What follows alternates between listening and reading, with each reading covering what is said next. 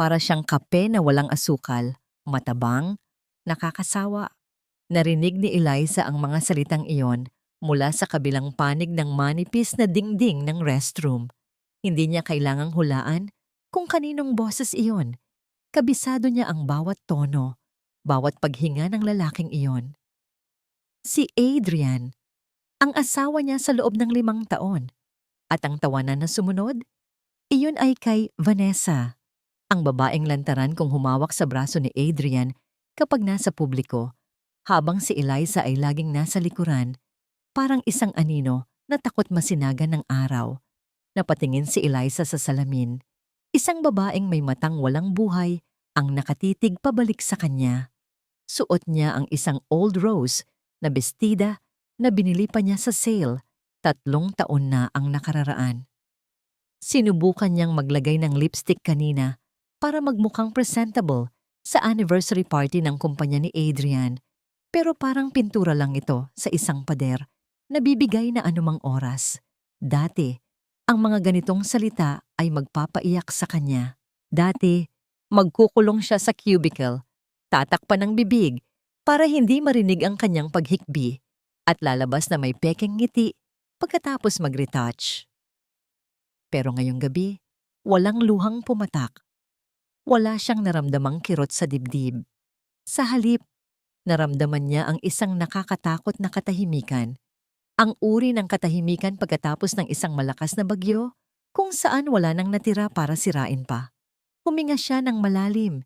Inayos ang hibla ng buhok na tumakas sa kanyang messy bun at lumabas ng restroom. Ang ballroom ng hotel ay puno ng mga taong nagkikinangan sa kanilang mga mamahaling alahas at designer suits. Amoy champagne at mamahaling pabango ang hangin. Sa gitna ng lahat ng ito ay si Adrian, hawak ang isang baso ng alak habang masiglang nakikipagkwentuhan sa mga investors.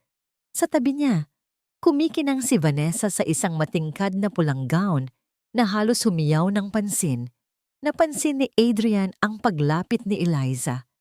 Agad na nagbago ang timpla ng mukha nito. Mula sa pagiging charming, naging iritado ang kanyang mga mata. Saan ka ba galing? Pabulong na sigaw ni Adrian nang makalapit si Eliza. Mahigpit ang hawak niya sa siko ng asawa. Kanina pa kita hinahanap. Ipinakilala ko na si Vanessa sa mga major clients bilang head ng marketing. Ikaw? Nagtatago ka na naman. Nag-CR lang ako, Adrian. Mahina at paos ang boses ni Eliza. Ayusin mo ang sarili mo. Diin ni Adrian. Sabay bitaw sa braso niya na parang napaso. Mukha kang basahan kumpara sa mga bisita ko. Huwag mo akong ipapahiya ngayong gabi. Kailangan ko ang investment na ito. Bago pa makasagot si Eliza, lumapit si Vanessa. May ngiti sa kanyang mga labi, pero ang kanyang mga mata ay nanlilisik. Oh, hi Eliza, bati ni Vanessa, sadyang nilakasan ng boses para marinig ng mga nasa paligid. Akala ko, umuwi ka na. You look tired. Masyado bang heavy ang housework? Nagtawanan ng ilang matrona na nasa malapit. Hindi sumagot si Eliza. Tinitigan lang niya si Vanessa. Sa unang pagkakataon, nakita niya kung gaano kababaw ang babaeng ito. At kung gaano kababaw si Adrian para ipagpalit siya dito. Here, have a drink. Alok ni Vanessa. Inaabot ang isang baso ng red wine. Aabutin sana ito ni Eliza, pero sadyang binitawan ni Vanessa ang baso bago pa man dumapo ang mga daliri ni Eliza sa stem nito. Crash! Nabiyak ang kristal sa sahig. Ang madilim na pulang alak ay tumalsik sa laylayan ng kupas na bestida ni Eliza at kumalat sa makintab na sahig ng hotel. Tumahimik ang buong paligid. Lahat ng mata ay nakatuon sa kanila. Oh my God! Sigaw ni Vanessa na may halong pekeng gulat. Eliza, bakit hindi mo hinawakan ng maayos? Ang clumsy mo naman! Napapikit si Adrian. Ang ugat sa kanyang leeg ay lumitaw sa sobrang galit. Hindi siya tumingin kay Vanessa. Tumingin siya kay Eliza nang may pandidiri. Ano ba ang problema mo? Asik ni Adrian sa harap ng lahat. Isang baso na nga lang ang hahawakan mo. Hindi mo pa magawa? Wala ka na bang kayang gawin ng tama? Ramdam ni Eliza ang init ng mga tingin ng mga tao. Ang awa, ang panghuhusga, ang pagkasuklam. Sa mga nakaraang taon, ito ang eksenang magpapaluhod sa kanya para humingi ng tawad. Ito ang sandaling pupulutin niya ang bubog para lang mapawi ang galit ni Adrian kahit pa masugatan ang kanyang mga kamay. Pero hindi siya gumalaw. Tiningnan niya ang mantsa ng alak sa kanyang bestida. Para itong dugo. Dugo ng pagkatao niyang unti-unti niyang pinatay para lang magkasya sa mundong ito. Dahan-dahang nag-angat ng tingin si Eliza. Sinalubong niya ang mata ni Adrian. Wala nang takot. Wala nang pagsusumamo. "I'm sorry, Adrian," sabi niya. Ang boses niya ay hindi nanginginig. Ito ay kalmado, malamig at matatag. Napahinto si Adrian. Hindi siya sanay sa ganitong tono ni Eliza. "Sorry dahil hinayaan kong maniwala ka na ito lang ang halaga ko." Dugtong ni Eliza. Bago pa makasagot si Adrian, tumalikod na si Eliza. "Eliza, kinakausap pa kita. Huwag mo akong tatalikuran." Pahabol na sigaw ni Adrian, pero ang boses niya ay unti-unti nang nilulunod ng bulungan ng mga bisita. Naglakad si Eliza palabas ng ballroom. Bawat hakbang ay palayo sa ingay, palayo sa pagkukunwari, palayo sa buhay na hindi naman talaga kanya. Paglabas niya ng hotel, bumubuhos ang malakas na ulan. Wala siyang dalang payong, pero hindi siya tumakbo para sumilong. Hinayaan niyang mabasa siya. Hinayaan niyang hugasan ng ulan ang amoy ng pabango ni Vanessa na kumapit sa hangin. At ang baho ng ugali ni Adrian. Pumara siya ng taxi at umuwi sa bahay na tinawag niyang tahanan. Pero naging kulungan niya sa loob ng 5 taon. Mabilis ang kanyang naging kilos. Isang maleta. Iyon lang. Ilang piraso ng damit. Ang kanyang passport. Ang litrato ng kanyang ina na matagal na niyang itinatago sa ilalim ng drawer. Wala siyang dinalang kahit anong alahas o regalong bigay ni Adrian. Bagaman, kung tutuusin, wala naman itong masyadong ibinigay, kundi sakit ng ulo. Pagkatapos mag-empake, tumayo siya sa harap ng mesa sa sala. Inilabas niya ang isang brown envelope na 3 buwan na niyang itinatago. Ang annulment papers. Kinuha niya ang ballpen. Walang pag-aalinlangan. Walang panginginig ng kamay. Pinirmahan niya ito sa ibabaw ng pangalang Maria Eliza Santos Cruz. Pagkatapos, hinubad niya ang manipis na gold wedding ring sa kanyang daliri. Matagal na itong masikip. Matagal na itong nag-iiwan ng marka sa kanyang balat. Inilapag niya ang sing-sing sa ibabaw ng papel. "Tapos na," bulong niya sa hangin. Hinila niya ang maleta at lumabas ng pinto. Iniwan niyang bukas ang ilaw. Hayaan niyang makita ni Adrian ang iniwan niya pag-uwi nito. Sa labas ng gate, sa gitna ng dilim at ulan, hindi taxi ang naghihintay sa kanya. Isang makintab na itim na luxury sedan ang nakaparada sa di kalayuan. Bumukas ang pinto sa backseat at lumabas ang isang lalaking nakauniporme, may hawak na malaking payong.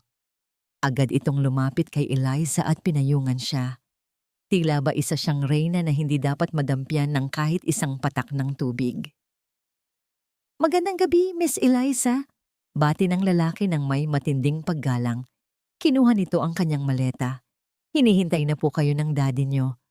Tumingin si Eliza sa bintana ng bahay na iniwan niya. Madilim, malungkot, at ngayon ay wala ng laman. Lumingon siya sa driver at sa unang pagkakataon, sa loob ng maraming taon, ngumiti siya. Isang ngiti na hindi pilit. "Tayo na, Manong," sagot ni Eliza. "Ayaw kong malate sa simula ng bago kong buhay." Sumakay siya sa kotse. Isinara ng driver ang pinto. Umandar ang sasakyan at dahan-dahang naglaho sa dilim ng gabi. Dala ang babaeng hindi na muling magpapatawag na Mrs. Cruz. Si Eliza ay gising na, at ang mundo ay malapit nang yumuko sa kanya. Bumukas ang pinto ng bahay ng padabog. Pumasok si Adrian. Medyo gewang ang lakad dahil sa dami ng nainom na wine. Humalakhak siya habang kausap si Vanessa sa cellphone. Oo, umalis na. Nag-inarte na naman, sabi ni Adrian habang tinatanggal ang kanyang kurbata at inihahagis ito sa sofa. Hayaan mo siya. Babalik din yun bukas na umiiyak at humihingi ng tawad. Sanay na ako sa drama ni Eliza. Inaasahan niyang sasalubungin siya ng kadiliman ng kwarto o ng tahimik na paghikbi ni Eliza sa kusina. Pero iba ang katahimikang sumalubong sa kanya. Masyadong payapa, masyadong malawak. Binuksan niya ang ilaw sa sala. Malinis ang lahat. Walang kalat. Walang bakas na may tao. Lumapit siya sa mesa. Doon, sa gitna ng barnisadong kahoy, nakapatong ang isang brown envelope at ang manipis na gintong sing-sing na pamilyar sa kanya. Pinatayan niya ng tawag si Vanessa nang hindi nagpapaalam. Kinuha niya ang sing-sing. Malamig ito sa kanyang palad. Sunod niyang dinampot ang envelope at binasa ang nilalaman. Petition for annulment. May pirma na agad sa ibaba. Maria Elisa Santos Cruz. Saglit na natigilan si Adrian. Kumuyom ang kanyang kamao. Nilukot ang gilid ng papel. Pero sa halip na magalit o matakot, isang ngisi ang unti-unting gumuhit sa kanyang mga labi. Inihagis niya ang papel pabalik sa mesa at tumawa ng malakas. Ang tawa niya ay umalingaw-ngaw sa walang laman na bahay. Talaga ba, Eliza? Kausap niya ang hangin. Ikaw pa ang may ganang makipaghiwalay. Saan ka pupulutin? Wala kang pera. Wala kang pamilya. Wala kang silbi kung wala ako. Pakiramdam niya ay nabunutan siya ng tinik. Sa wakas, malaya na siya. Hindi na niya kailangang magtago. Hindi na niya kailangang magpaliwanag kung bakit mas gusto niyang kasama si Vanessa. Kumuha siya ng bagong baso ng alak at itinaas ito. Tila nag-toast sa kawalan. Good riddance, Eliza. Good riddance. Samantala, sa loob ng itim na sasakyan na bumabagtas sa EDSA, nakatanaw si Eliza sa mga ilaw ng syudad na dumadaan. Katatapos lang niyang kausapin ang kanyang ama, si Roberto Santos, sa telepono. Galit na galit ang matanda nang malaman ang ginawa ni Adrian. Gusto nitong pulbusin agad ang kumpanya ng asawa niya, kinabukasan din. Wag, Dad. Mariing sabi ni Eliza kanina. Hayaan mong ako ang gumawa sa paraang gusto ko. Ngayon, hawak niya ang kanyang sariling mga kamay para pigilan ang panginginig nito. Hindi dahil sa takot, kundi dahil sa adrenaline ng kalayaan. Napapikit siya at saglit na bumalik ang alaala ng 10 taon na ang nakakaraan. Ang alaala na pilit niyang tinatakasan, kaya siya nagtago sa likod ng simpleng pamumuhay. Madilim, masikip, amoy luma at amoy takot. Nakatali ang kanyang mga kamay. Rinig niya ang boses ng lalaking minahal niya noon, si Marco, na nakikipagtawaran sa mga kidnappers sa kabilang kwarto. Oo, anak siya ni Roberto Santos. Maraming pera yan. Basta ibigay niyo ang parte ko. Wala na akong pakialam kung anong gawin niyo sa kanya. Ang sakit ng pagtataksil na yon ay mas masahol pa sa takot na mamatay. Iyon ang araw na namatay ang tiwala ni Eliza sa mga taong lumalapit sa kanya dahil sa kanyang apelyido. Dumilat si Eliza. Pinahid niya ang butil ng luha sa kanyang pisngi. Nangako siya sa sarili niya. Hinding-hindi na mauulit iyon. Kaya niya piniling maging nobody kay Adrian. Akala niya, kapag walang pera ang usapan, totoo ang pagmamahal. Nagkamali siya. Ang pag-ibig na walang respeto ay hindi rin totoo. Ma'am Eliza, basag ng driver sa katahimikan. Nandito na po tayo sa kondo na ipinahanda ni Sir Roberto. Sigurado po ba kayo na dito niyo gustong tumuloy at hindi sa mansion? Tumingin si Eliza sa labas. Isang disente, pero simpleng condominium building. Malayo sa karangyaan ng bahay ng mga Santos, pero sapat na para sa isang nagsisimula. Dito lang, Manong. At simula bukas, Maria na lang ang itawag niyo sa akin kapag may ibang tao. Kinabukasan, ibang babae ang humarap sa salamin. Wala na ang mahabang buhok na laging nakapusod para hindi makatawag pansin. Ngayon, gupit bob cut na ito, matapang at presko tingnan. Ang mga damit niyang luma at maluluwang ay pinalitan niya ng mga simpleng office attire na nagpapakita ng kanyang tikas. Hindi siya papasok sa kumpanya ng tatay niya. Masyadong madali iyon. Masyadong halata. Kinuha niya ang folder na naglalaman ng kanyang resume. VMAX Tech, ang mahigpit na kompetensya ng kumpanya ni Adrian. Isang startup na mabilis na umaangat. Maria E. Santos. Basa niya sa pangalan sa papel. Walang Roberto's daughter na nakalagay. Utak at tapang lang ang puhunan. Pagdating niya sa VMAX Tech Building, ramdam niya ang bigat ng tingin ng mga tao.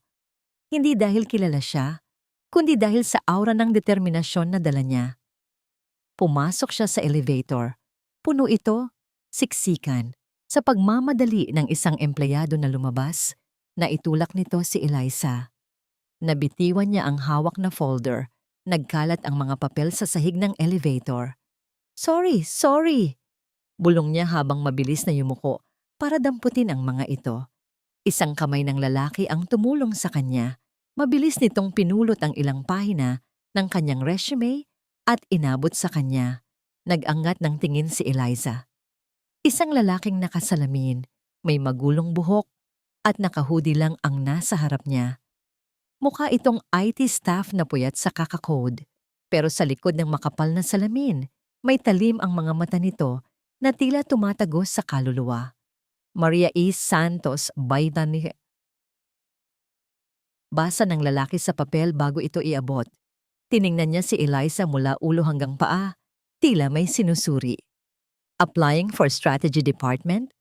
Tumango si Eliza habang inaayos ang sarili. Oo, may problema ba? Ngumiti ng tipid ang lalaki. Isang nangiting hindi mo mabasa kung nang-iinsulto o natutuwa. Wala naman. Sagot nito habang bumubukas ang pinto ng elevator sa executive floor. Good luck! Kailangan mo yan dito. Ang mga tao dito, kinakain ng buhay ang mahihina. Lumabas ang lalaki bago pa makasagot si Eliza. Naiwan siyang nakatayo, hawak ang kanyang resume habang nagsasarado ang pinto. Hindi alam ni Eliza na ang lalaking nakahudi na yon ay hindi basta IT staff. Iyon si Daniel Aquino, ang mailap at misteryosong CEO ng VMAX Tech at mukhang nakuha na niya ang atensyon nito. Huminga ng malalim si Eliza. Hindi ako napunta dito para maging mahina. Bulong niya sa sarili. Tumunog ang elevator. Nasa tamang palapag na siya. Nagsisimula na ang laro. Hindi hilig ni Daniel Aquino ang magsuot ng mamahaling suit. Para sa kanya, ang necktie ay parang tali sa leeg ng isang aso. Simbolo ng pagpapasakop. Kaya naman sa loob ng VMAX Tech, mas kilala siya ng mga baguhan bilang yung weird na IT guy na laging nakaupo sa sulok, naka-hoodie, at nagtatype ng kung ano-ano, walang nakakaalam. Maliban sa mga matataas na ehekutibo na ang IT guy na ito ang may-ari ng buong gusali. Mula sa kanyang pwesto, sa likod ng isang malaking monitor, kitang-kita niya ang bagong hire sa strategy department, si Maria. 3 araw na ito sa trabaho. At sa loob ng 3 araw, ginawa itong utusan ng team leader na si Greg. Maria, kape ko, nasaan na? Sigaw ni Greg mula sa kabilang cubicle. At paki-photocopy tong report, 50 copies. Now na. Nakita ni Daniel ang pagtayo ni Maria. Hindi ito nagreklamo. Hindi ito umirap. Kinuha lang nito ang mug at ang mga papel ng may kalmadong ekspresyon. Napailing si Daniel, mahina. Isip niya, akala ko pa naman may ibubuga siya noong nagkita kami sa elevator. Isa lang pala siyang doormat. Ayaw ni Daniel sa mga taong walang gulugod. Sa mundo ng tech startups, kakainin ka ng buhay kung hindi ka marunong lumaban. Akmang ibabalik na sana niya ang atensyon sa kanyang code nang biglang magkagulo sa strategy department. Ano? Sigaw ni Greg na halos mabitawan ang telepono. Anong corrupted ang data? Presentation na natin sa board mamayang hapon. Natigil ang trabaho ng lahat. Nagkaroon ng panic sa opisina. Ang market analysis para sa bagong app na ilulunsad nila ay naglaho o nagkaroon ng error. Sir Greg, hindi nag-a-align ang projection chart sa actual users, sabi ng isang staff na nanginginig sa takot. Kapag ipinakita natin to kay CEO Daniel, sisibakin tayong lahat. Natawa ng mahina si Daniel sa kanyang pwesto. Tama sila. Sisibakin ko talaga sila kapag palpak ang presentation. Namumula ang mukha ni Greg. Ayusin niyo yan. Sino ang huling humawak ng file? Walang umamin. Nagtuturuan ng lahat. Ang ingay, ang gulo, ang sisi. Ito ang corporate culture na kinasusuklaman ni Daniel. Sa gitna ng kaguluhan, isang boses ang narinig. Hindi malakas, pero sapat para tumahimik ang lahat. Sir Greg, si Maria. Nakatayo siya sa harap ng whiteboard. Habang nagpapanik ang iba, tahimik pala niyang sinuri ang raw data sa kanyang tablet at isinulat ang solusyon sa pisara. Hindi corrupted ang file, paliwanag ni Maria. Ang boses niya ay parang guro na nagtuturo sa mga pasaway na estudyante. Mali ang formula na ginamit sa column C. Isinama niyo ang inactive users sa projection ng revenue. Kung aalisin natin ang ghost accounts, ganito. Mabilis na nagdrawing si Maria ng graph. Babalik sa normal ang trend. Mas konserbatibo ang numbers, pero ito ang totoo. At sigurado ako, mas gusto ng CEO ang totoong numbers kaysa sa pinalobong data na babagsak din sa huli. Natahimik ang buong team. Nakatingin sila sa whiteboard. Tama ang logic ni Maria. Simple, pero direct to the point. Napatingin si Greg kay Maria. Imbes na magpasalamat, nakita ni Daniel ang pamumuo ng inggit sa mata ng team leader. Ako sana ang makakapansin niyan kung hindi ako busy. Palusot ni Greg sabay hablot ng marker kay Maria. Sige, ayusin niyo na base sa sinabi ko. Base sa correction na ato. Maria, bumili ka na ng lunch ng team. Bilisan mo. Kumuyom ang kamao ni Daniel, ang kapal ng mukha. Hinihintay niyang sumabog si Maria. Hinihintay niyang ipamukha nito kay Greg na siya ang nakaisip ng solusyon, pero tumangulang si Maria. Okay, Sir Greg, anong gusto niyong ulam? Disappointed si Daniel. Ganoon na lang yon. Hahayaan mong nakawin ang ideya mo. Pagdating ng lunch break, sinundan ni Daniel si Maria. Hindi ito kumain kasama ng team. Pumunta ito sa rooftop garden ng building. May dalang simpleng sandwich na baon. Umupo si Maria sa isang bench. Tinanggal ang kanyang sapatos na may heels at hinilot ang kanyang paa. Mukha siyang pagod, pero payapa. Lumapit si Daniel, dala ang kanyang sariling kape. May upuan pa ba? Tanong niya. Nagulat si Maria, pero agad ding ngumiti nang makilala siya. Oh, ikaw yung nasa elevator. Si IT guy? Dan, pakilala ni Daniel. Umupo siya sa kabilang dulo ng bench. Nakita ko yung nangyari kanina. Bilib din ako sa pasensya mo. Ninakaw na nga ni Greg ang credit, inutusan ka pang bumili ng pagkain. Kagat-kagat ni Maria ang sandwich. Tumingin siya sa malayo, sa skyline ng Makati. Alam mo Dan, simula ni Maria sa chess, hindi mahalaga kung sino ang kumain ng unang pawn. Ang mahalaga, sino ang matitira kapag checkmate na. Natigilan si Daniel. Tinitigan niya ang babae. Ibang klase ang talino sa mga mata nito. Ito ang klase ng talino na hinasa ng sakit at karanasan. Hindi ka ba natatakot na baka hindi mapansin ng boss ang galing mo kung lagi kang nasa likod? Tanong ni Daniel. Sinusubok siya. Lumingon si Maria sa kanya. Ang ginto, kahit ibaon mo sa putik, ginto pa rin. Ang totoo, mas delikado ang pwesto ni Greg. Kapag umamin siya na ideya niya yon, sa kanya na rin ang responsibilidad kapag tinanong siya ng CEO ng detalye. At kapag hindi niya nasagot, doon siya babagsak. Napangiti si Daniel, isang totoong nangiti, matalino, mapanganib. At higit sa lahat, marunong maglaro. Sana nga matalino ang CEO nyo para mapansin yan, sabi na lang ni Daniel bago tumayo. Mauna na ako. May code pa akong aayusin.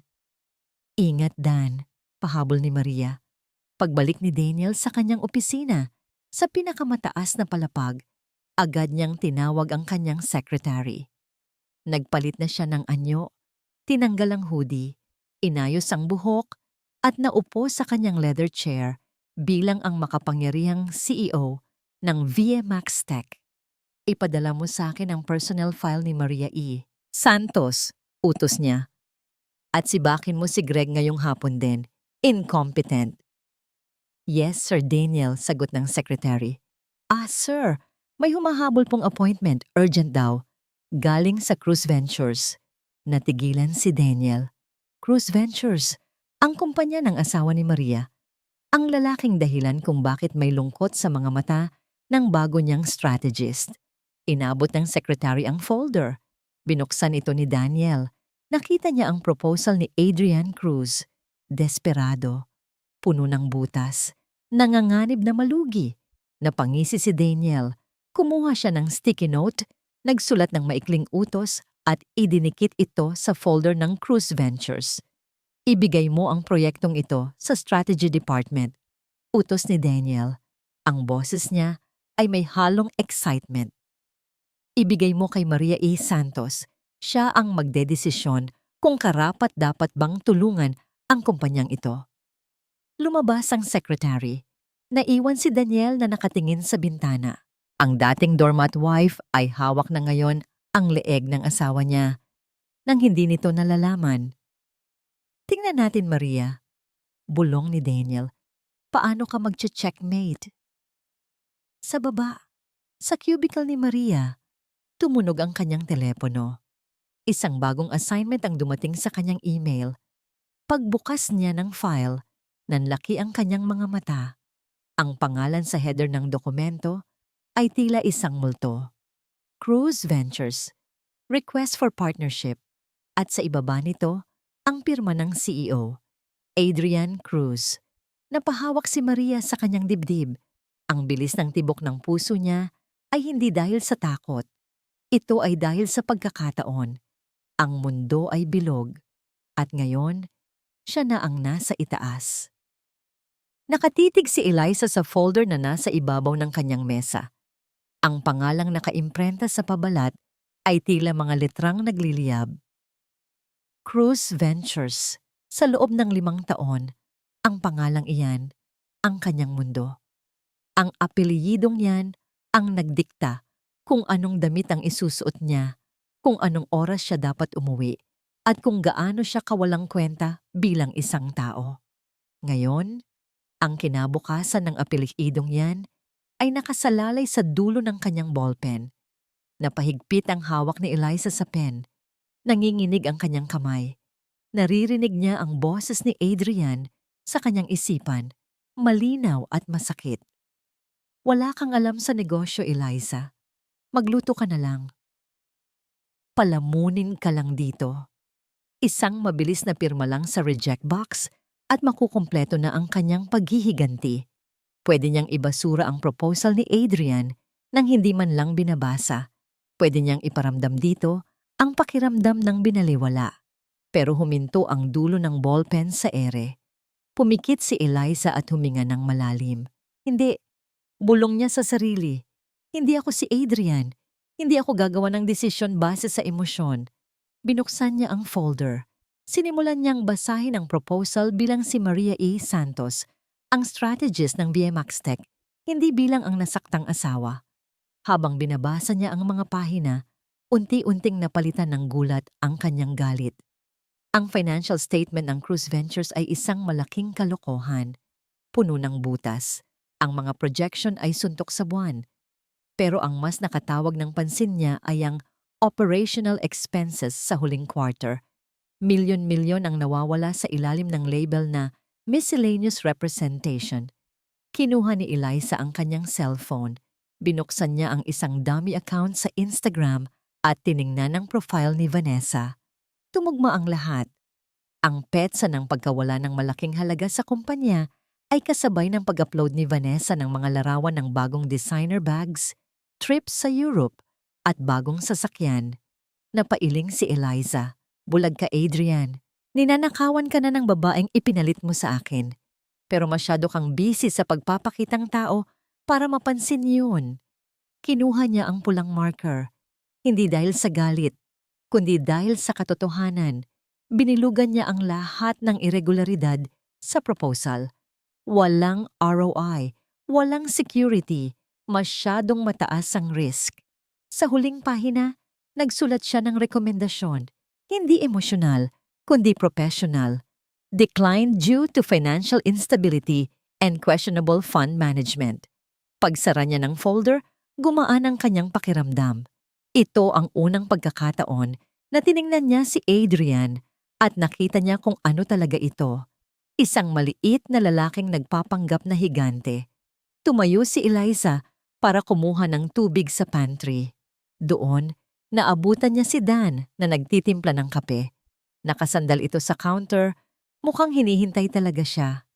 Balita ko, hawak mo ang proposal ng Cruise Ventures, panimula ni Dan. Hindi ito tumingin sa kanya, nakatuon ang pansin sa paghalo ng asukal. Malaking kumpanya yon. Maraming matatakot na tanggihan sila. Tinanggihan ko na, sagot ni Eliza habang kumukuha ng tubig. Napahinto si Dan sa paghalo. Lumingon ito sa kanya. May kislap ng interes sa mga mata. Agad-agad? Hindi ba personalan yan? Dahil ba may issue ka sa CEO nila? Natigilan si Eliza. Matalas talaga ang lalaking ito. Hindi, Dan. Sagot niya ng may diin. Tinanggihan ko sila dahil sa numbers. Ang numbers, hindi nagsisinungaling. Ang tao, oo. Ang kumpanyang yon ay parang barkong may butas. Tanga lang ang sasakay doon. Tinitigan siya ni Dan ng matagal. Tila binabasa nito ang kanyang kaluluwa. Pagkatapos, isang maliit na ngiti ang sumilay sa labi ng lalaki. Good call, Maria. Good call. Bumalik si Eliza sa kanyang cubicle na may bagong kumpiyansa. Akala niya ay tapos na ang issue, pero bago mag-uwian, narinig niya ang sigawan sa may reception area. Tumunog ang intercom sa desk ng department head, pero dahil nakabukas ang speakerphone, dinig ito ng lahat. Ma'am, please calm down. Boses ng receptionist na naiiyak. I-connecta mo ako sa strategy department niyo. Isang boses ng lalaki ang umalingaw-ngaw sa opisina. Boses na nagpatindig ng balahibo ni Eliza. Si Adrian. Sino ba yang Maria A. Santos na yan? Sigaw ni Adrian sa kabilang linya. Ang lakas ng loob niyang i-reject ang proposal ko. Sabihin mo sa kanya, hindi niya alam kung sino ang binabangga niya. I demand to speak to her supervisor. Nagtinginan ang mga katrabaho ni Eliza sa kanya. Si Greg, ang team leader, ay namumutla na. Kalmado lang si Eliza. Nakaupo. Nakikinig. Sir, nasabi na po sa email ang dahilan. I don't care about the email. Putol ni Adrian. Pupunta ako dyan. Ngayon din. Haharapin ko yang babaeng yan at ipapamukha ko sa kanya na wala siyang karapatang husgahan ng kumpanya ko. Naputol ang linya. Tahimik ang buong opisina. Lahat ay nakatingin kay Eliza. Naghihintay kung matatakot ba ito o iiyak. Pero tumayo si Eliza. Inayos niya ang kanyang blazer. Kinuha niya ang folder ng Cruise Ventures at inilagay sa kanyang bag. Hayaan niyo siyang pumunta, sabi niya sa mga katrabaho ng walang halong takot. Handa akong harapin siya. Ang dating Eliza ay magtatago. Ang bagong Maria Eliza Santos ay hindi na aatras. Pero sa loob-loob niya, alam niyang ito na ang simula ng bagyo. Paparating na si Adrian at sa pagkakataong ito, hindi lang simpleng pag-uusap ang mangyayari. Pumalaginit ang gulong ng BMW ni Adrian nang huminto ito sa tapat ng VMAX Tech Tower. Hindi na siya nag-abala pang maghanap ng parking slot sa basement. Iniwan niya ang sasakyan sa driveway. Bahala na ang valet o ang traffic enforcer. Wala siyang pakialam. Ang tanging laman ng isip niya ay ang apoy ng galit na tumutupok sa kanyang dibdib. Paano siya nagawang tanggihan ng isang hamak na empleyado? Siya si Adrian Cruz. Ang pangalan niya ay nirerespeto sa business circles o kahit paano. Iyon ang pinaniniwalaan niya. Ang tanggihan ng proposal niya ng walang pasubali ay isang insulto na hindi niya palalampasin. Maria E. Santos. Bulong niya habang naglalakad papasok ng building. Ang bawat hakbang niya ay mabigat, puno ng pagbabanta. Tuturuan kita ng leksyon. Pagpasok niya sa lobby, agad siyang hinarang ng receptionist. Sir, excuse me po, may appointment. I don't need an appointment, sigaw ni Adrian. Ang boses niya ay umalingaw-ngaw sa mataas na kisame ng lobby. Dahilan para mapatingin ang lahat ng naroon. Ilalabas niyo ang babaeng nagngangalang Maria Santos o ako mismo ang aakyat para kaladkarin siya pababa. Nataranta ang mga security guard at akmang lalapit, pero itinaas ni Adrian ang kamay niya. Subukan niyong hawakan ako. Idedemanda ko ang kumpanyang ito ng harassment. Sa gitna ng tensyon, bumukas ang elevator sa di kalayuan. Isang babae ang lumabas. Nakasuot ito ng charcoal gray na pantsuit na akma sa hugis ng katawan. Ang buhok nito ay maiksi, bob cut na bumabagad sa panga, at ang kanyang sapatos ay matulis at matunog sa marmol na sahig. Napatingin si Adrian sa kanya. Saglit siyang natigilan. May pamilyar sa hugis ng mukha ng babae. Ang mga mata, ang ilong. Pero agad ding umiling ang isip ni Adrian. Imposible. Ang asawa niyang si Eliza ay losyang. Laging nakayuko. Laging amoy bawang o fabcon. Ang babaeng nasa harap niya ay amoy kapangyarihan at mamahaling pabango. Ang tindig nito ay parang isang reyna na naglalakad sa gitna ng kanyang nasasakupan. Lumapit ang babae sa kanya. Hindi ito umiwas ng tingin. Naghahanap ka ba ng kausap, Mr. Cruz? Tanong ng babae. Ang boses nito ay malamig. Parang yelo. Ngumisi si Adrian. Ah, so ikaw ang sekretary ni Maria? Sabihin mo sa boss mo, lumabas siya. Hindi ako nakikipag-usap sa mga alalay. Hindi kumurap ang babae. Ako si Maria A. Santos, ang head ng strategy department, at ako ang nag-reject sa basura mong proposal. Natigilan si Adrian. Ang babaeng ito, ang tapang. Tumawa siya ng mapakla. Ikaw? Ikaw ang may ganang husgahan ng kumpanya ko? Tumingin ka nga sa salamin, miss. Mukha kang trying hard na social climber na nagpapanggap na executive. Humakbang palapit si Adrian. Ginamit ang tangkad niya para intimidahin ang babae. Ito ang laging gumagana kay Eliza. Ang pananakot. Bawiin mo ang rejection. Utos ni Adrian. Nakaduro ang daliri sa mukha ni Maria. Pirmahan mo ang approval at baka sakaling hindi ko ipatanggal ang lisensya mo. Sa halip na matakot, bahagyang tumagilid ang ulo ni Maria. Tiningnan niya ang nanginginig na daliri ni Adrian na parang isang dumi. Mr. Cruz, sabi ni Maria, bawat salita ay malinaw. Ang kumpanya mo ay nalulugi hindi dahil sa kakulangan ng investors. Nalulugi ka dahil kalahati ng operating expenses mo ay napupunta sa mga bag at sapatos ng kabit mo. Nanlaki ang mga mata ni Adrian. Parang sinampal siya ng malamig na tubig. Paano nalaman ng babaeng ito? Wala kaming interes na pondohan ang luho ng iba, patuloy ni Maria. At sa pagkakataong ito, may halong diin ang boses niya na nagpaatras kay Adrian. Kaya bago ka magwala dito, ayusin mo muna ang bakuran mo. Because right now, you look pathetic. Namula ang mukha ni Adrian. Ang hiya ay naging puot. How dare you? Sigaw niya at akmang hahawakan sa braso si Maria. Security! Mabilis at mariing utos ni Maria. Sa isang iglap, dalawang malalaking guard ang humawak sa magkabilang braso ni Adrian. Binalibag siya ng mga ito palayo kay Maria. Bitawan niyo ako! Sigaw ni Adrian habang kinakaladkad siya palabas. Hindi niyo ba ako kilala? Ako si Adrian Cruz. Pagsisisihan niyo to. At ikaw babae. Babalikan kita. Nakatayo lang si Maria. Hindi siya natinag. Pinagpag niya ang kanyang manggas na parang may dumapong alikabok at tinalikuran si Adrian. Nang ihagis siya ng mga guard sa labas ng glass door, halos madapa si Adrian sa semento. Pinagtitinginan siya ng mga tao sa labas. Ang mga empleyado sa loob ay nagbubulungan. Durog ang ego niya. Wasak ang pride niya. Hinihingal siyang tumayo. Inaayos ang gusot niyang suit. Gusto niyang pumatay sa galit. Pero sa likod ng galit, may isang tanong na bumabagabag sa kanya. Ang mga matang iyon, ang paraan ng pagtindig, bakit parang nakita na niya ang babaeng iyon sa kabilang buhay?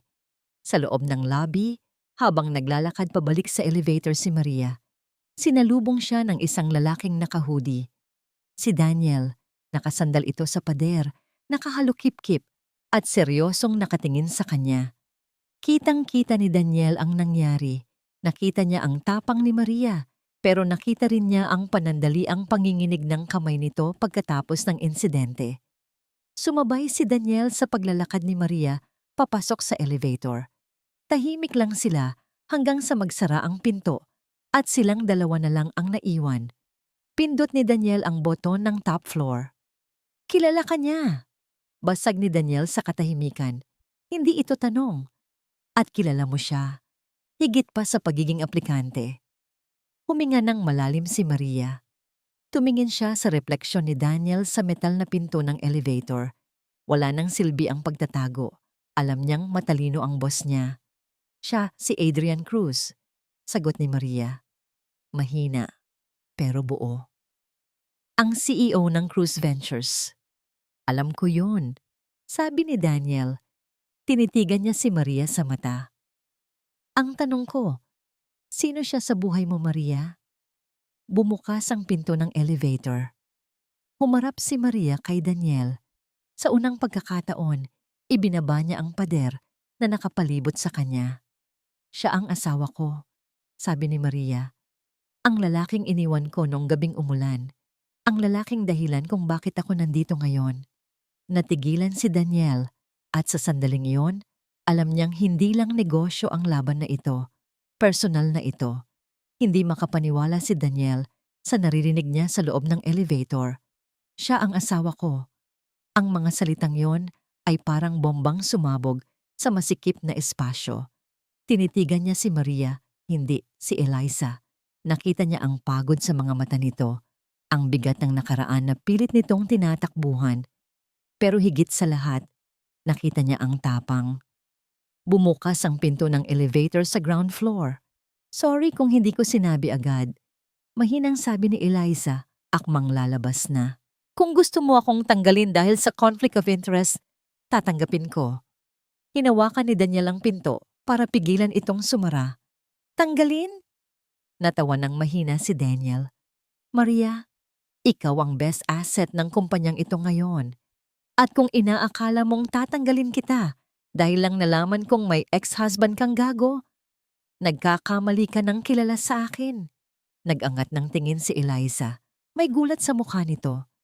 Halika na, aya ni Daniel. Gabi na. Ihahatid na kita. Paglabas nila ng building, bumubuhos ang malakas na ulan. Parang inulit ang eksena nung gabing umalis si Eliza sa poder ni Adrian. Pero sa pagkakataong ito, iba ang ending. Akmang susugod sana si Eliza sa ulan, pero mabilis na binuksan ni Daniel ang kanyang malaking itim na payong. Hinila niya si Eliza palapit sa kanya para masilungan ito. Huwag kang tumakbo sa ulan, malambot na sabi ni Daniel. Ang balikat nila ay nagkadikit. Naamoy niya ang pamilyar na amoy ni Eliza. Mabango, hindi matapang, parang amoy ng bagong ligo at baby powder. Nandito ako. Hindi ka mababasa. Tumingala si Eliza sa kanya. Sa ilalim ng payong, sa gitna ng ingay ng ulan at busina ng mga sasakyan, parang tumigil ang mundo. Nakaramdam si Daniel ng kakaibang kaba sa dibdib niya. Hindi ito kaba ng takot. Kaba ito ng pag-asa? Salamat, Dan. Bulong ni Eliza. Daniel, pagtatama niya habang naglalakad sila papunta sa parking lot. Daniel na lang, para sa'yo. Kinabukasan, isang balita ang yumanig sa business world ng Makati. Nasa opisina si Daniel nang ipatawag niya si Eliza. Pagpasok nito, tahimik niyang iniharap ang screen ng kanyang laptop. Breaking news. Cruise Ventures nalimas ang pondo. CFO na si Vanessa Reyes, tumakas tangay ang 50 million pesos. Nanlaki ang mga mata ni Eliza habang binabasa ang headline. May picture pa ni Vanessa sa airport kuha ng CCTV, hila ang sandamakmak na maleta. Confirmed, sabi ni Daniel, sumandal sa kanyang upuan. Fake accounts, bloated expenses, ghost employees, ginawa niyang gatasan ang kumpanya ng asawa mo. At ngayon, nagtago na siya sa abroad. Inaasahan ni Daniel na matutuwa si Eliza. O tatawa o magsasabi ng buti nga. Pero napabuntong hininga lang ito at naupo sa silya. Kawawang Adrian, sabi ni Eliza. Walang galit, puro awa. Nawala sa kanya ang asawang nagmamahal sa kanya ng totoo. Para sa babaeng ninakawan lang siya. Lalong humanga si Daniel. Kung siya ang nasa posisyon ni Eliza, baka nagpa-party na siya ngayon. Pero iba ang puso ng babaeng ito. Tumayo si Daniel at lumapit sa kanya. Maria, Eliza, panimula ni Daniel. Bagsak na ang Cruise Ventures. Wala nang banta. Pero kailangan ng VMAX Tech ng isang matibay na pinuno para sa susunod na phase ng expansion natin. Inabot ni Daniel ang isang makapal na folder. Vice President for Strategy. Basa ni Eliza sa cover. Tumingin siya kay Daniel, nagtataka. Dan, masyadong mabilis. Baka isipin ng iba. Wala akong pakialam sa iisipin ng iba. Putol ni Daniel. Lumuhod siya ng isa para magpantay ang mukha nila ni Eliza na nakaupo. Nakita ko kung paano ka magtrabaho. Nakita ko kung paano mo ipagtanggol ang kumpanyang ito. You deserve this position, not because of your father, not because of your past, but because of you. Tinuro ni Daniel ang dibdib ni Eliza. Ikaw ang kailangan ko, Eliza. Ang utak mo, ang puso mo. Namula ang pisngi ni Eliza. Sa unang pagkakataon, nakita ni Daniel ang isang ngiti na umabot hanggang sa mga mata nito. Tinatanggap ko, sagot ni Eliza. Pero sa isang kondisyon. Ano yon? Huwag mo na akong pagtitimplahin ng kape. Nakakahiya sa mga staff. Biro ni Eliza. Nagtawanan sila. Ang tawa ni Eliza ay musika sa pandinig ni Daniel, pero hindi pa tapos ang drama. Kinagabihan, habang nanonood si Daniel ng balita sa kanyang kondo, lumabas sa screen ang mukha ng kilalang tycoon na si Roberto Santos. Live press conference. Sa darating na Startup Community Forum, seryosong pahayag ni Roberto Santos sa harap ng mga kamera. Hindi ako ang dadalo para sa Santos Group. Ipapakilala ko sa inyong lahat ang aking nag-iisang anak na babae. Siya ang magdedesisyon kung sino ang karapat-dapat na makatanggap ng aming 100 million peso investment fund. Napatayo si Daniel. Alam niya ang ibig sabihin nito. Ang forum na yon ay dadaluhan ng lahat ng desperadong businessmen. At siguradong nandoon si Adrian. Nag-zoom in ang camera sa mukha ni Mr. Santos. Siya ang kinabukasan ng kumpanyang ito at sisiguraduhin kong makikilala siya ng buong mundo.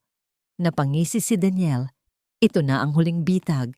Sa kabilang dako ng syudad, sa isang magulong opisina na tinatangay na ng mga empleyado ang mga gamit dahil sa walang pasweldo, napanood ni Adrian ang balitang iyon. Kislap. Biglang nagkaroon ng buhay ang patay na mga mata ni Adrian. Anak ni Roberto Santos, bulong ni Adrian. Isang nangiting demonyo ang gumuhit sa labi niya. Isang babae, isang tagapagmana. Inayos ni Adrian ang kanyang gusot na kwelyo. Wala siyang alam na ang babaeng tinutukoy sa balita ay ang babaeng tinapon niya. Ang tanging alam niya, ito ang tiket niya pabalik sa taas. Kailangan niyang makuha ang loob ng anak ni Santos sa ayaw nito o sa gusto. Humanda ka, bulong ni Daniel sa harap ng TV screen, tila kinakausap ang kalaban sa malayo. Dahil ang papasukin mong laro ay tapos na bago ka pa man magsimula. 50,000? Gago ka ba? Rolex yan, limited edition. Halos ibato ni Adrian ang telepono sa dashboard ng kanyang sasakyan.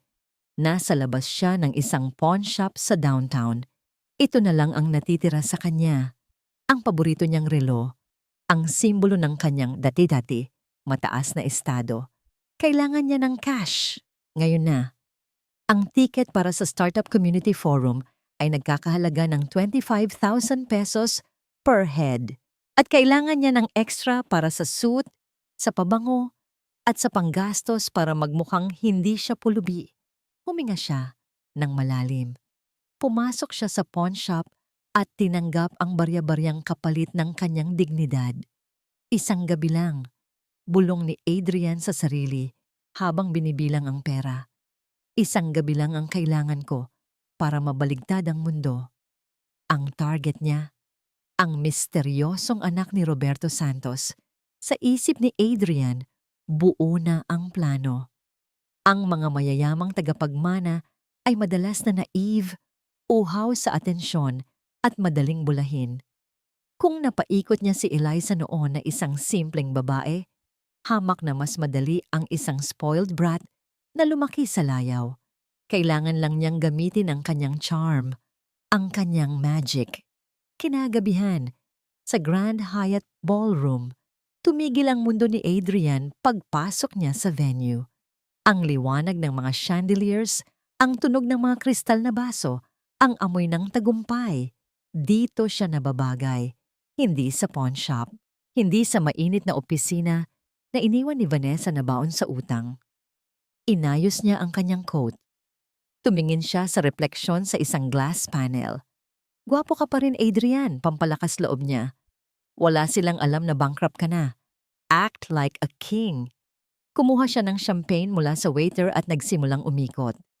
Hinahanap ng mga mata niya ang sinumang mukhang Santos. Pero sa halip na ang target ang makita niya, nahagip ng paningin niya ang isang pamilyar na bulto sa may VIP entrance. Si Eliza. Nakatayo ito malapit sa stage, may kausap na organizer. Nakaitim na gown ito, na simple pero elegante, hapit sa katawan, at may suot na pearl earrings. Kumulo ang dugo ni Adrian. Bakit nandito ang babaeng to? Siguro ay nagtatrabaho bilang coordinator? O baka personal assistant ng Daniel na yon? Hindi nakatiis si Adrian. Ang alak at ang galit ay masamang kombinasyon. Nilapitan niya ito. Eliza, lumingon ang babae. Nang magtama ang paningin nila, walang gulat sa mukha nito. Para bang inaasahan na nito na makikita siya. Adrian, bati nito. Walang emosyon.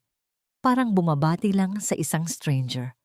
So, ngisi ni Adrian, tinitingnan si Eliza mula ulo hanggang paa nang may panghahamak. Napasok ka na pala bilang usherette sa mga ganitong event? Bagay sa'yo.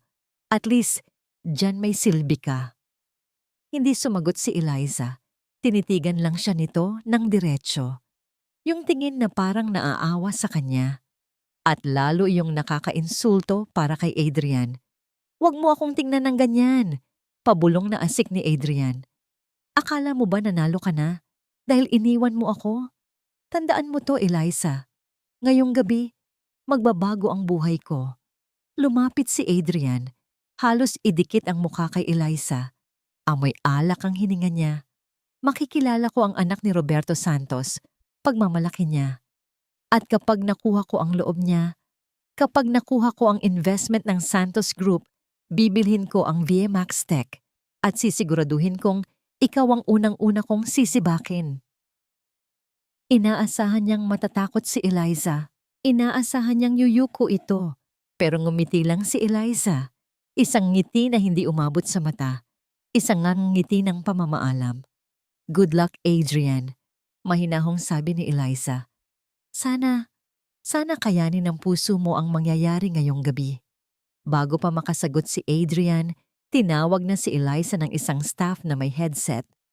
"Ma'am, ready na po sa backstage," sabi ng staff ng may matinding galang. Tumango si Eliza at tinalikuran si Adrian ng walang lingon-likod.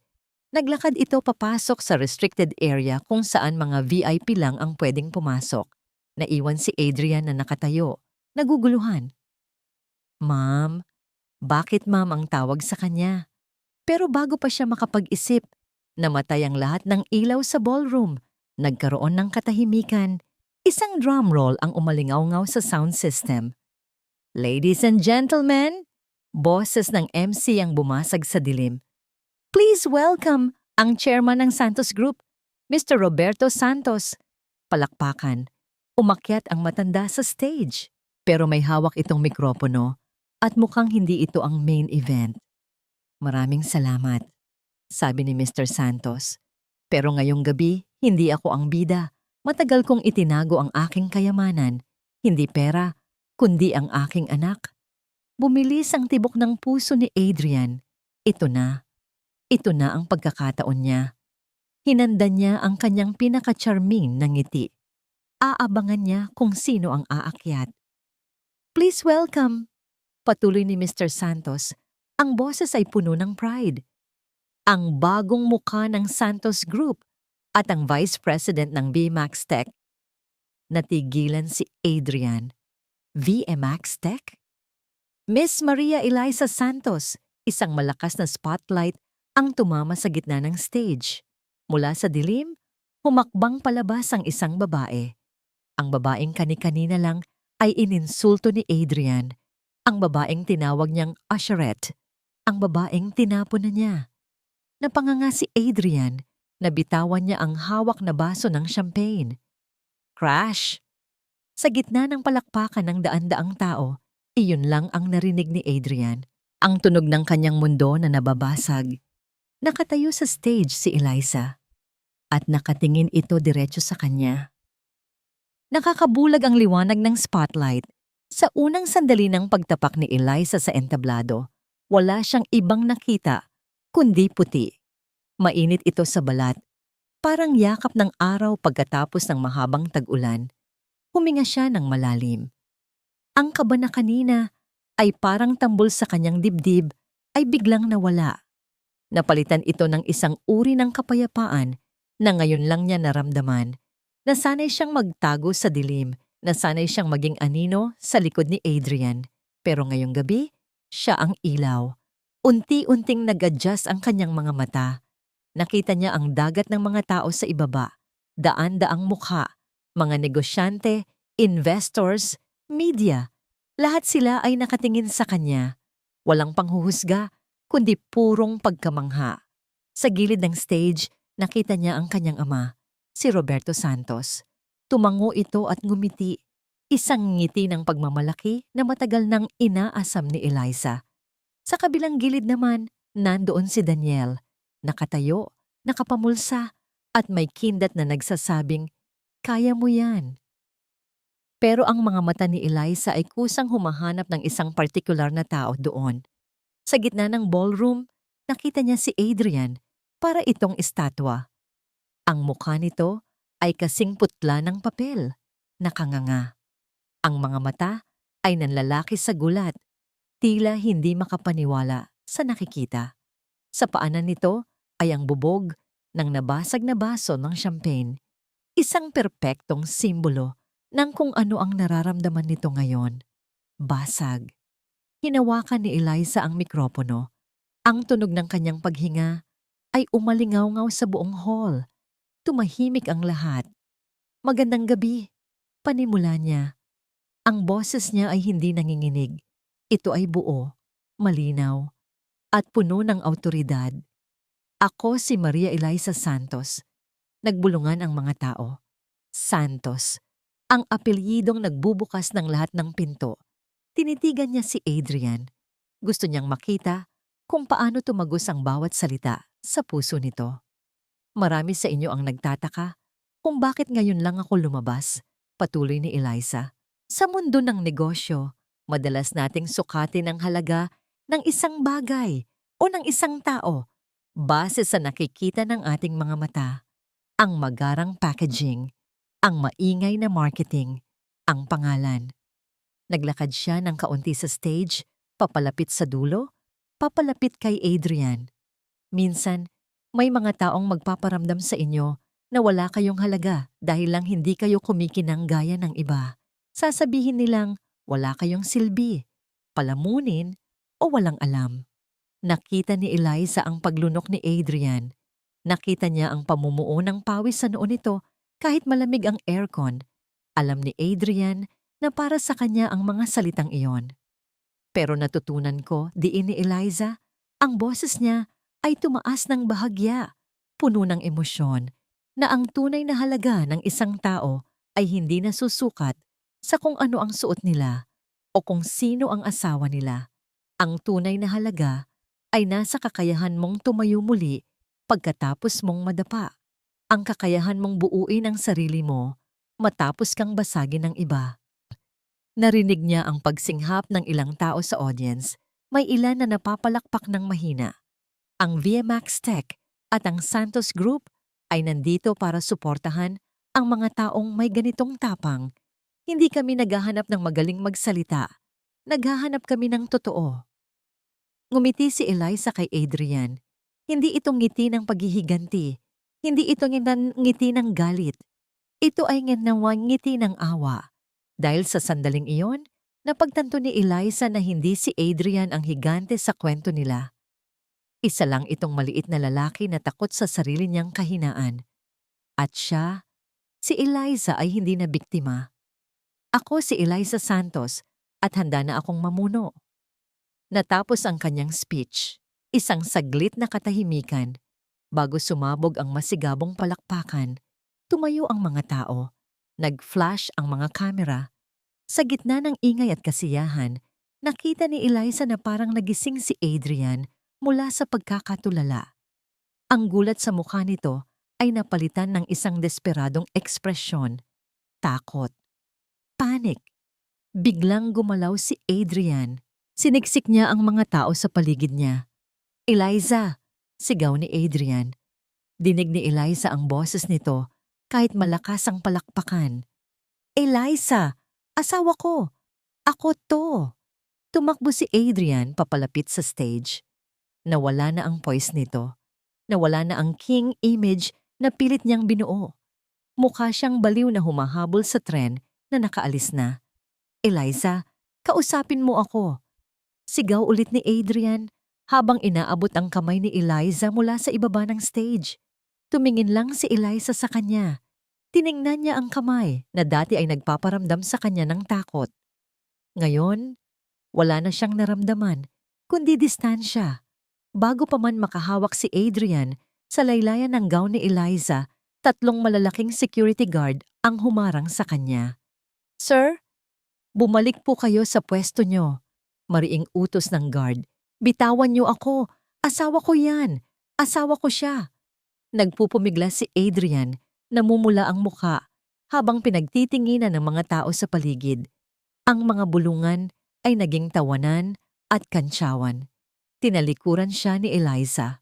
Ang huling nakita niya, bago siya naglakad pabalik sa backstage, ay ang mukha ni Adrian na puno ng pagsisisi habang kinakaladkad siya ng security palayo sa entablado na hindi niya kailanman maabot.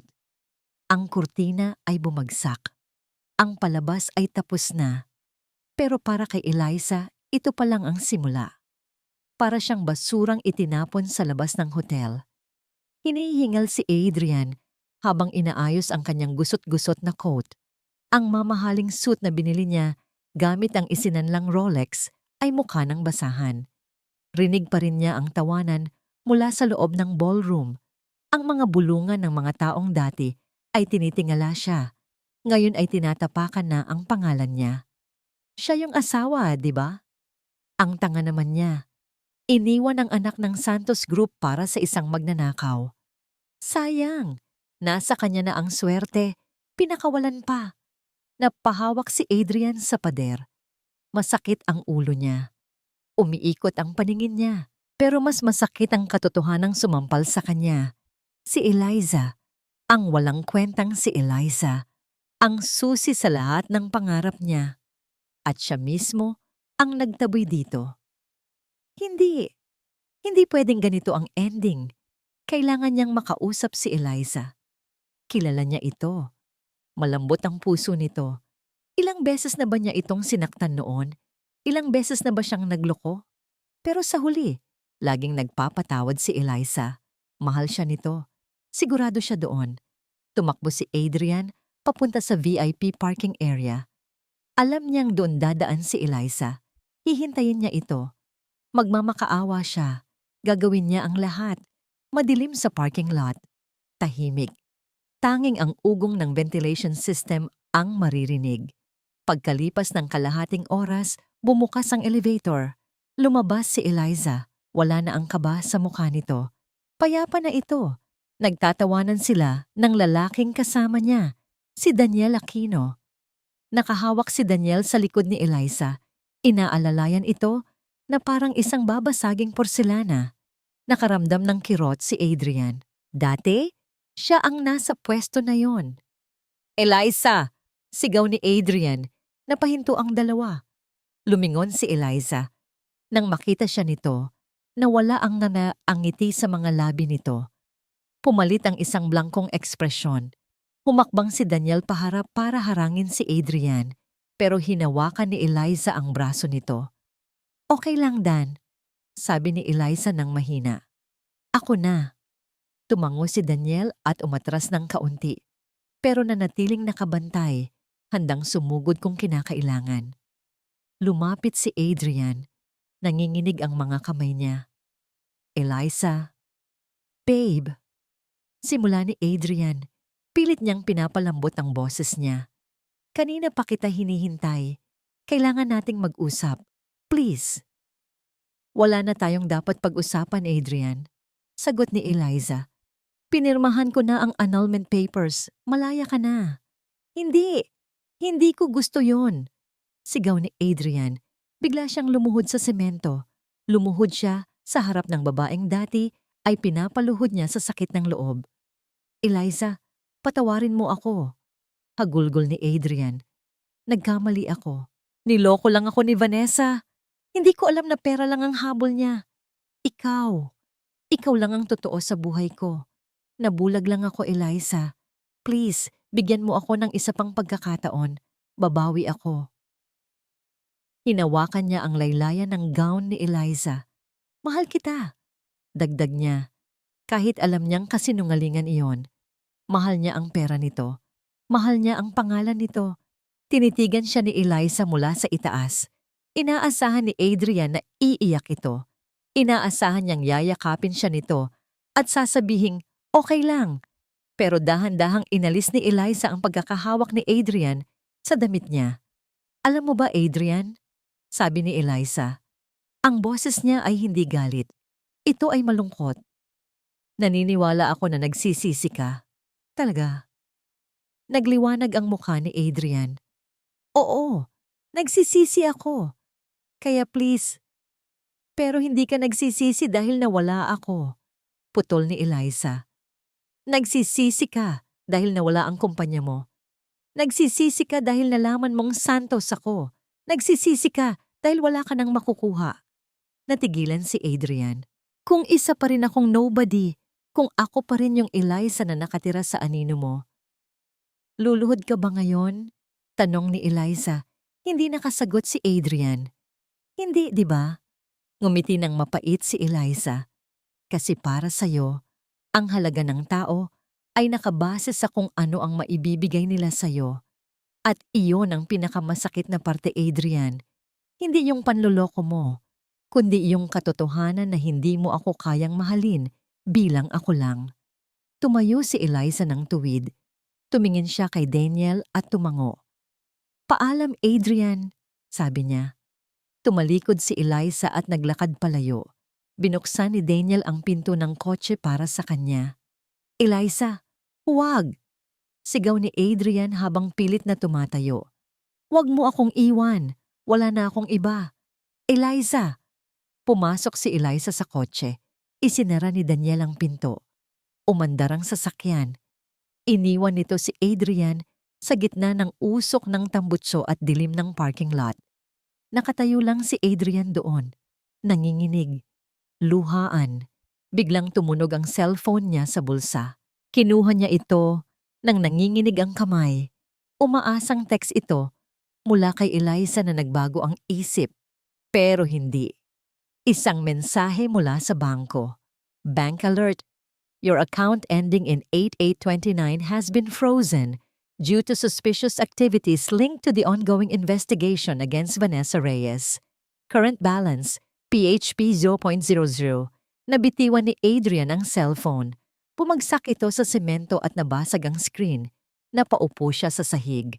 Wala na ang kumpanya. Wala na ang pera. Wala na ang asawa.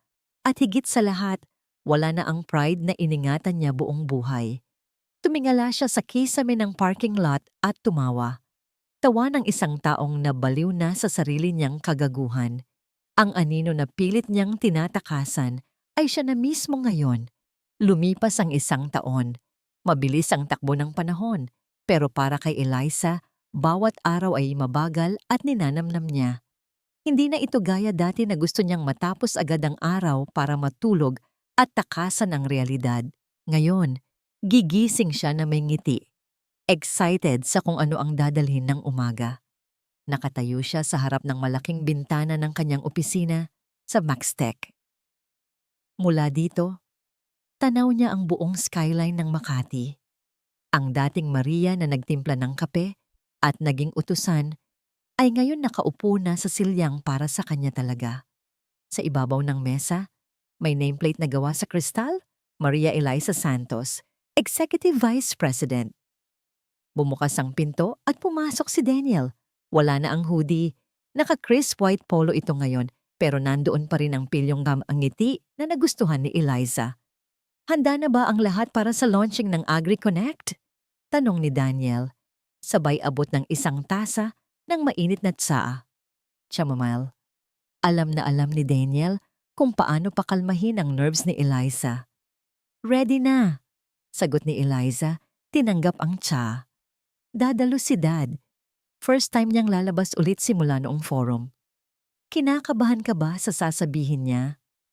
Umiling si Eliza. Hindi na. Dati takot akong madisappoint siya. Takot akong hindi ko mapantayan ang pangalan niya. Pero ngayon, alam kong proud siya, hindi dahil santos ako, kundi dahil sa nagawa natin. Ang project na AgriConnect ay ideya ni Eliza. Isang app na direktang nag-uugnay sa mga magsasaka at sa mga malalaking groceries para hindi na sila baratin ng mga middlemen. Ito ang puso ni Eliza. Ang tumulong sa mga taong hindi naririnig, gaya ng naramdaman niya noon. Siya nga pala, alanganing sabi ni Daniel. May balita ako, tungkol sa kanya. Hindi na kailangang banggitin ni Daniel ang pangalan. Alam ni Eliza kung sino. Si Adrian. Anong nangyari? Tanong ni Eliza. Walang kaba, walang sakit, kuryosidad na lang. Nagtatrabaho siya ngayon bilang sales agent sa isang maliit na real estate firm sa probinsya. Kwento ni Daniel. Malayo sa syudad. Malayo sa spotlight na gustong-gusto niya. Balita ko, namumuhay siya ng simple, mag-isa. Tumangulang si Eliza. Dati, inisip niya na ang makita si Adrian na naghihirap ang magpapasaya sa kanya. Akala niya, ang paghihiganti ang bubuo sa kanya. Pero ngayon, na-realize niya na ang pinakamatamis na paghihiganti ay hindi ang pagbagsak ng kaaway, kundi ang pagiging masaya mo na parang hindi sila nag-exist sa buhay mo. Sana matagpuan niya ang sarili niya doon, mahinahong sabi ni Eliza. Kasi ako, nahanap ko na ang sarili ko dito. Lumapit si Daniel at hinawakan ang kamay niya. Tara na, hinihintay na tayo ng mundo. Sabay silang lumabas ng opisina, magkatabi. Walang nauuna, walang nahuhuli. 2 pantay na tao na sabay na haharap sa hamon ng buhay. Pagdating nila sa event center, sinalubong sila ng palakpakan. Nandoon ang mga magsasakang natulungan nila. Nandoon ang mga young entrepreneurs na iniidolo si Eliza. At sa front row, nandoon ang tatay niya, si Roberto Santos, na pumapalakpak ng pinakamalakas. Umakyat si Eliza sa entablado. Tiningnan niya ang crowd. Naalala niya ang babaeng umiiyak sa banyo ng hotel, na tinapunan ng wine sa damit, na tinawag na walang kwenta. Ang layo na nang narating ng babaeng iyon. Hinawakan niya ang mikropono. Maraming salamat sa pagpunta. Panimula ni Eliza. Tumingin siya kay Daniel na nasa gilid ng stage, nakangiti at nakataas ang dalawang thumb up. Matagal akong namuhay sa paniniwalang ang halaga ng isang babae ay nakadepende sa kung sino ang katabi niya, na dapat tayong maging tahimik, maging sunod-sunuran, maging anino para lumiwanag ang iba. Tumahimik ang lahat, ninanamnam ang bawat salita. Pero nagkamali ako. Patuloy niya, puno ng emosyon ng boses. Ang tunay na liwanag ay hindi hinihiram. Ito ay nasa loob natin. Kailangan lang nating magkaroon ng tapang na sindihan ito. Kahit na pilit tayong hinihipan ng hangin. Nagpalakpakan ang mga kababaihan sa audience. May ilan na nagpupunas ng luha.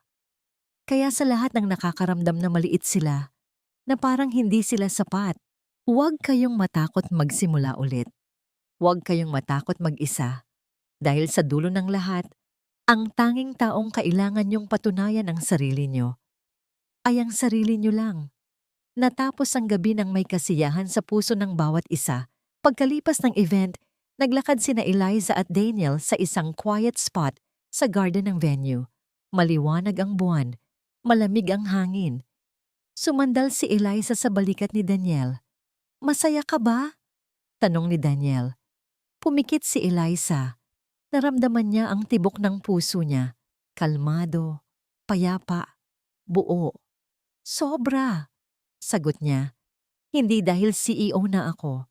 Hindi dahil mayaman ako. Kundi dahil malaya na ako." Hinalikan ni Daniel ang noo niya. "At narito lang ako. Hindi para takpan ka, kundi para samahan kang lumiwanag."